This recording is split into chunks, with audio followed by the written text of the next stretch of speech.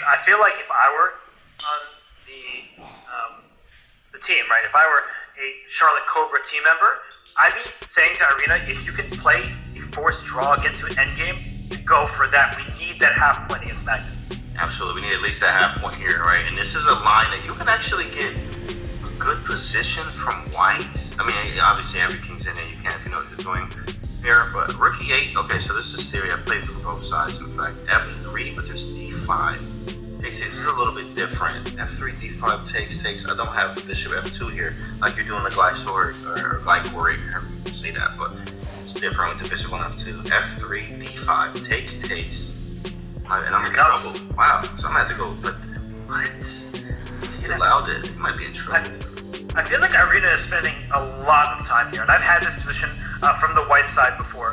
You take on D5, and after pawn takes, you even make it to Queen B3, because your rook is going to open up in these positions, and the F7 pawn is loose. It's like you just see the forest through the trees, as Danny Wrench likes to say, and just to show you what that looks like. If we get a position with Queen B3, and you think you're going to take everything, well, here you drop the F7 pawn. See the evaluation mark go sky high. So Queen B3 is one of those moves that you can play just to keep black at bay. And then black plays moves like Knight C6. It gets very, very complicated very quickly. And well, Magnus says, let me take with my knight because the bishop is loose on E3. That's actually theory. Knight D5. This is why it's annoying, because this is like theory. I remember from black. Black is like fine in every line. Take. E3. Yeah, and then he actually plays around the pawn. I forgot what you do though. You know what the biggest thing is, James? I mean, you're doing the right thing. You're doing the chess player thing. Let's think about the position and the nuances. I'm looking at the clock. Magnus has spent no time at all, and Irina is not the best. She's not a practiced bullet player. She doesn't really play that much blitz either. Right. So what Magnus is going to do is just build up a lead on the clock and try to punish her and use that as a weapon. Right, yeah, that's tough. I even just looked at a recent game of Magnus. I don't remember, it was just like a YouTube video. Magnus Crush or something. I'm like, oh, let me check it. So I just looked at it, and it was not a crush at all. In fact, it was an Endgame. It was like he traded all the pieces off and just ended up winning against a very strong grandmaster. I was like, wow, you can actually learn something from the past game there. But also, like, as you see, he's building up the time edge, as you're saying. He's getting bigger and bigger.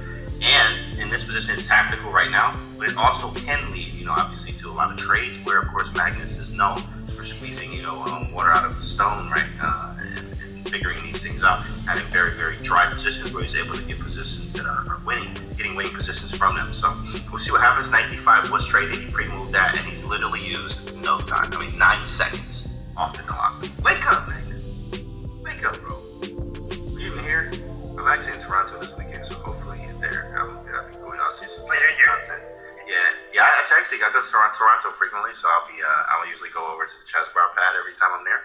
So it's gonna be nice. Hopefully Magnus is there. Y'all will see me hanging out with Magnus if he's there.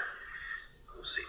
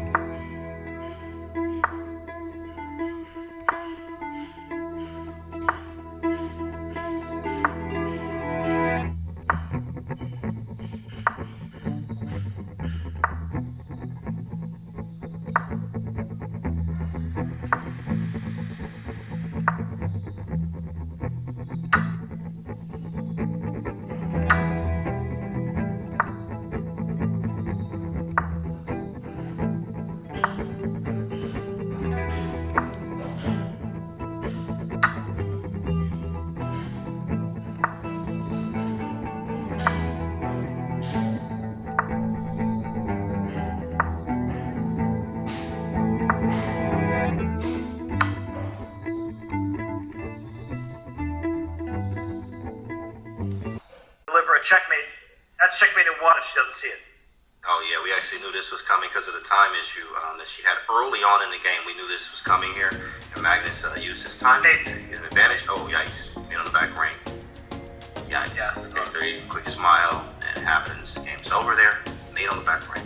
Carlsen. And Irina Krush is so strong. She's a grandmaster. I mean, she's won some major events, and here Magnus made it look easy. Just to show you quickly that the pieces came off, and in this endgame, it says slightly better for Black, and he made her pay because Black's pawn structure is a bit better. The rook is active, so isolated pawn on e4, target on a2, and Magnus brought his rook in and then never let her back in the game, but pushing his pawns, and then finally trading off his weakness against James. C takes b3. Please take my rook back here.